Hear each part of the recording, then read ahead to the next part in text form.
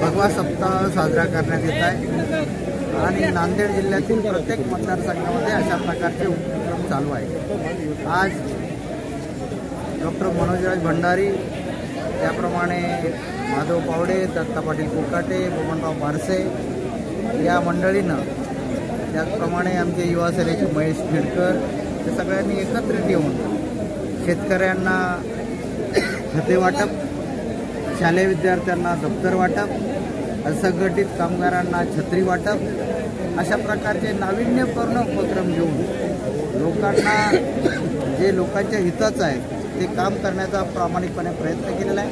या सगळ्याच्या माध्यमातून जनतेला एक आश्वासित आम्ही करू इच्छितो की आदरणीय उद्धवसाहेब ठाकरे जनतेच्या हितासाठी काम करतायत आणि मायबाप जनतेने आदरणीय उद्धवसाहेब ठाकरे यांच्या पाठीमागे खंबीरपणे उभं राहावं। डॉक्टर मनोजराज भंडारी यांना जनतेतून मागणी आहे की आमदारकीच्या तिकिटासाठी काय सांगायचं? या मतदारसंघामध्ये गद्दारी झालेली आहे आणि त्या मतदारसंघामध्ये डॉक्टर भंडारी यांच्यासह शिवसेनेचे अनेक पदाधिकारी इच्छुक आहेत आणि उद्धवसाहेब निश्चितपणे निवडून येणाऱ्या उमेदवाराला प्राधान्य देतील अशी खात्री आहे।